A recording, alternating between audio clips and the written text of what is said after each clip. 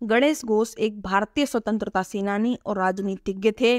घोष सशस्त्र प्रतिरोध आंदोलन के सदस्य थे, जिसका नेतृत्व मास्टरदा सूरसेन ने किया था।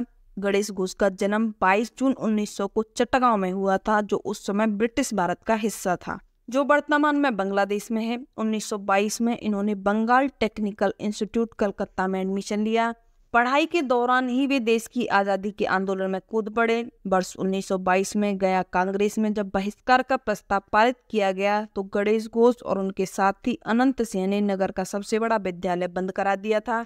इन दोनों युवाओं ने चट्टगांव की सबसे बड़ी मजदूर हड़ताल की भी अगुवाई की। जब गांधी जी ने असहयोग आंदोलन स्थगित कर दिया, तो गणेश कोलकाता के जादवपुर इंजीनियरिंग कॉलेज में पढ़ाई करते थे। तभी 1923 में उन्हें मानिकतला बम कांड के सिलसिले में गिरफ्तार कर लिया गया। कोई प्रमाण न मिलने के कारण उन्हें सजा तो नहीं हुई, पर सरकार ने 4 वर्ष के लिए नजरबंद कर दिया।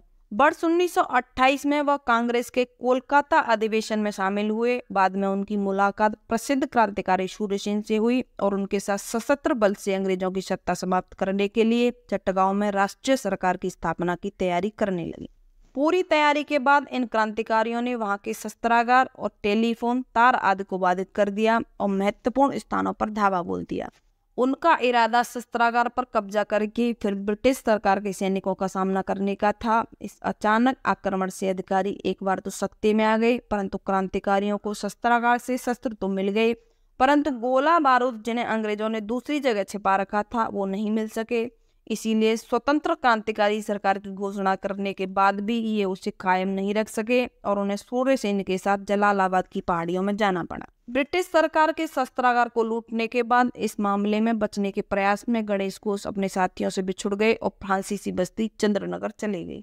वहां से गिरफ्तार करके उन्हें कोलकाता लाया गया और वर्ष 1932 में आजीवन कारावास की सजा देकर अंडमान भेज दिए गए। वहां वो कम्युनिस्ट विचारधारा से काफी प्रभावित हुए और वर्ष 1946 में जेल से छूटने के बाद कम्युनिस्ट पार्टी सीपीआई के सदस्य बन गए और यहीं से उनकी राजनीति में जाने का रास्ता खुल गया। वर्ष 1964 में जब कम्युनिस्ट पार्टी का विभाजन हुआ, तो गणेश घोष मार्क्सवादी कम्युनिस्ट पार्टी में सम्मिलित हो गए। घोष वर्ष 1962, 1957 और 1962 में बंगाल विधानसभा में भारतीय कम्युनिस्ट पार्टी के उम्मीदवार के रूप में चुने गए।